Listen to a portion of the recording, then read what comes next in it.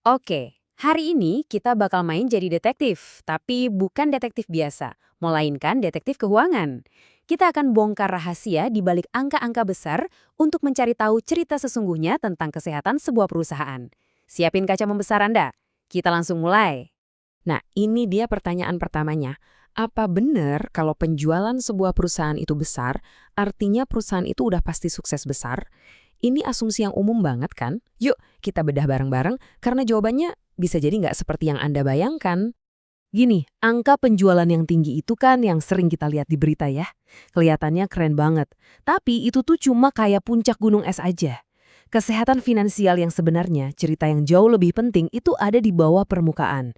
Itulah yang namanya profitabilitas, yang nunjukin seberapa jago sebuah bisnis mengubah semua penjualan itu jadi untung beneran. Oke, kita masuk ke bagian pertama.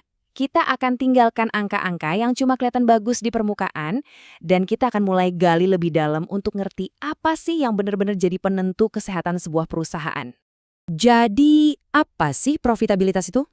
Gampangnya gini, profitabilitas adalah kemampuan perusahaan buat nyetak duit. Ini adalah rapor utama yang menunjukin seberapa efisien perusahaan itu memakai semua yang mereka punya, mulai dari gedung, mesin, sampai uang kas untuk menghasilkan keuntungan. Dan kenapa ini penting? Wah, ini penting banget buat semua orang loh. Buat manajemen, ini rapor kinerja mereka.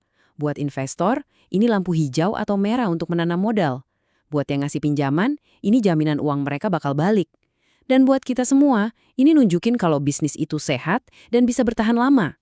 Baik, sekarang kita bongkar isi tas detektif kita ya. Di bagian kedua ini, kita bakal kenalan sama 3 alat atau petunjuk utama yang wajib dimiliki setiap detektif bisnis. Ini dia andalan kita. Alat pertama kita namanya margin laba bersih atau NPM. Coba bayangin gini, dari setiap Rp100.000 yang didapat dari penjualan, berapa ribu rupiah sih yang benar-benar jadi laba bersih di kantong setelah semua biaya operasional dibayar? Makin tinggi angkanya, ya makin efisien perusahaannya.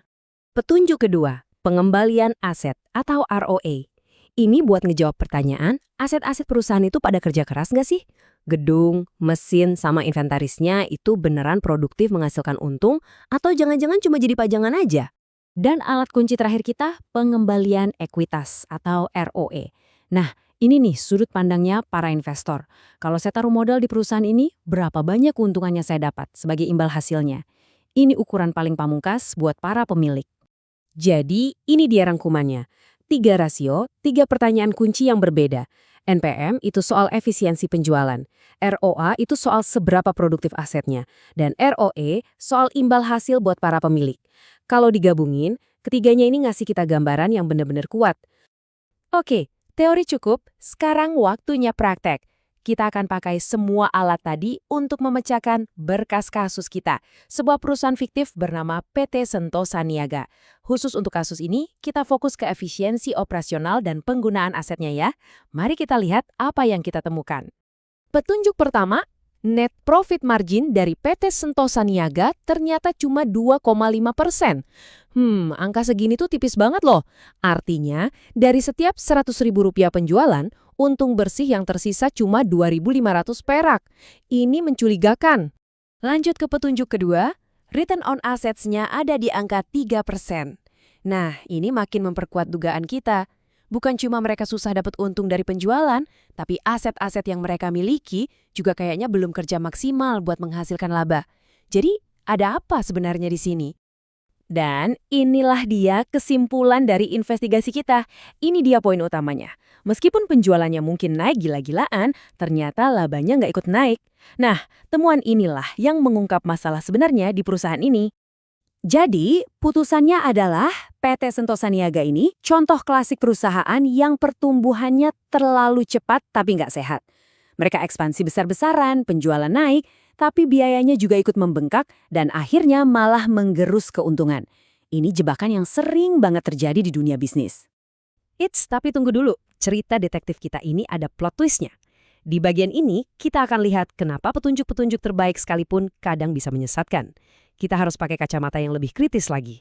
Ini dia gagasan yang penting banget untuk diingat. Angka-angka di laporan keuangan itu bukanlah kebenaran yang mutlak. Angka-angka itu cuma sebagian kecil dari cerita. Untuk dapat gambaran yang utuh, kita harus lihat lebih dari sekedar angka.